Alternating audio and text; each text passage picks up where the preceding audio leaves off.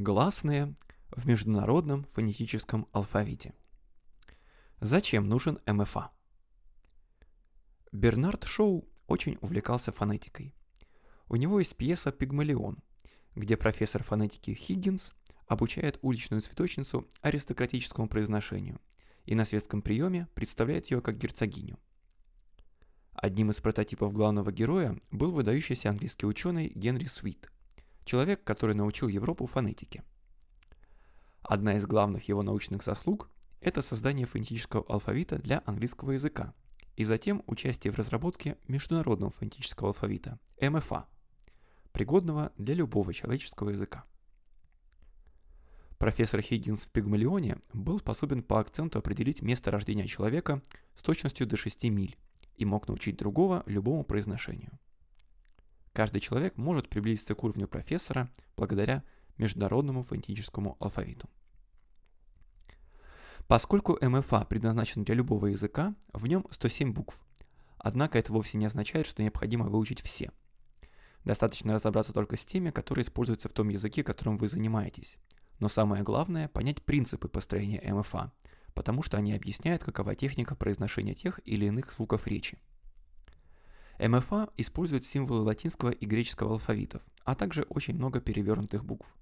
Это позволяло набирать транскрипцию в типографиях 100 лет назад, потому что перевернуть литеру при наборе легко, а вот отлить новую гораздо труднее.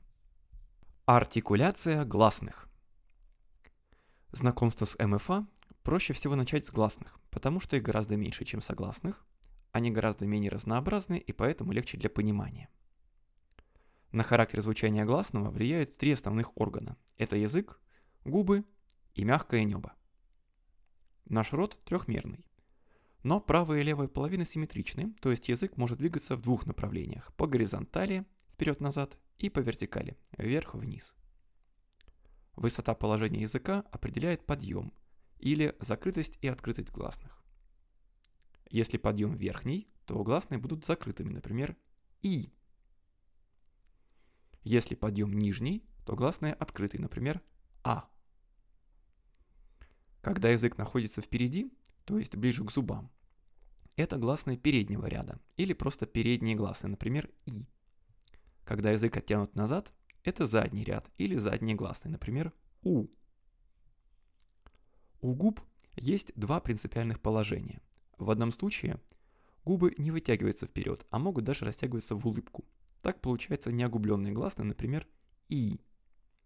Во втором случае губы сближены и собраны в колечко или трубочку. Так образуются огубленные гласные, например, «о». Мягкое небо может быть опущено. Тогда часть воздуха попадает в нос и образуются носовые гласные. Но чаще всего небо поднято и гласные будут чистыми. Итак, у нас есть три основных параметра. Положение языка по вертикали – подъем. Положение языка по горизонтали – ряд. Положение губ – огубленность или неогубленность. Теперь, вооружившись этими знаниями, давайте познакомимся с гласными звуками русского языка с научной точки зрения. Обзор гласных звуков. Учиться танцевать удобнее от печки, потому что она стоит в углу. Гласные звуки тоже удобнее начать изучать с угла, от гласной «и». Когда мы произносим «и», наш язык приподнят максимально вверх и выдвинут вперед, а губы слегка улыбаются. Значит, этот гласный закрытый, передний, неогубленный. Есть и более длинное название – неогубленный гласный переднего ряда верхнего подъема, но оно менее удобное, поэтому им мы пользоваться не будем. Поиграем с положением языка и начнем открывать рот шире, опуская нижнюю челюсть. От «и» мы переходим к гласному «э», как в слове «эти», потом к «э», как в слове «этот», и, наконец, к «а», как в слове «автор». Произнесите еще раз эти четыре гласные, как по ступенькам. «И», а». «И», а». Обратите внимание, что горизонтальное положение языка не меняется. Он по-прежнему находится в передней части рта. И положение губ тоже не изменяется. Они по-прежнему расслаблены и слегка улыбаются. Теперь поиграем со вторым параметром. От звука «и» переходим к «ы», а дальше к «у». Рот постоянно прикрыт, и язык находится высоко, но при этом он отодвигается все дальше и дальше назад. У нас словно есть 3 ступеньки. И, у. И, у. Это мы прошлись по 3 закрытым гласным. У гласной у есть особенность. При ее произношении губы вытягиваются в трубочку. Это и есть огубленность. Теперь, двигаясь от у, откроем рот слегка шире и получим о. Оба эти звука задние, огубленные, но у более закрыты, чем о. Вообще, самые распространенные задние гласные являются огубленными, а передние – неогубленными.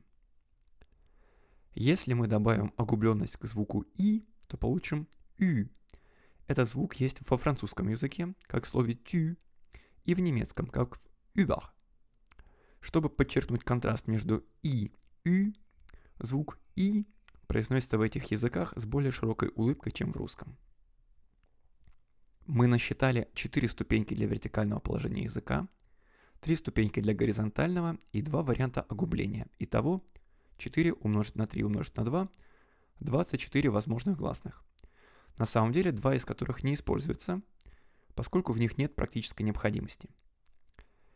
Эти гласные можно представить в виде элегантной диаграммы, которая отображает рот человека, который смотрит влево. Здесь вверху будут закрытые гласные, внизу открытые. Слева передние, справа задние. В каждом узле расположена пара гласных, неогубленная левее, огубленная правее, потому что огубленная гласная действительно чуть более задняя, чем парная к ней неогубленная. На эту диаграмму мы должны добавить еще несколько звуков. Если расслабить и язык, и губы, то получится нейтральный гласный шва. Это неогубленный средний центральный гласный. В русском языке так звучат безударные а, о. Например, второе а в слове мама. Есть еще 5 гласных, которые называются ненапряженные. Они есть и в русском языке, и чаще всего они появляются в безударных слогах.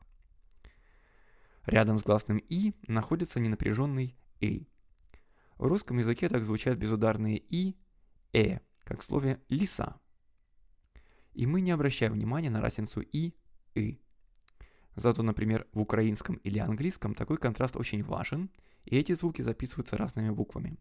Сравните слова sick, sick, lis, lis. У звука «и» есть огубленная пара «ы». Возле звука «у» находится ненапряженная огубленная гласная, которая обозначается перевернутой омегой. Она звучит как безударное русское «у», например, в слове «мужчина». Наконец, возле звука «а» находятся 2 ненапряженных неогубленных гласных. Первая – это передняя гласная «э». В русском языке так звучит ударное «я», например, в слове «пять». В английском его часто обозначает буква «a», как в слове cat. Вторая – это гласная среднего ряда «а», которая обозначается как перевернутая «а». Так звучат безударные «а» и «о» в русском языке в предударном и первом слоге. Например, в слове «облака». В современном английском языке так читается буква «u» в закрытом слоге «but». Носовые гласные. Мы рассмотрели так называемые чистые гласные. При их произношении воздух не попадает в нос. Но если мягкое небо опускается, то часть воздуха создает носовой резонанс и образуются носовые гласные. Носовая гласная обозначается дополнительной тильдой сверху. Вообще, носовые гласные – это редкость в языках мира. Из крупных европейских языков они есть в польском – «sont», они суть. Во французском – pain, хлеб.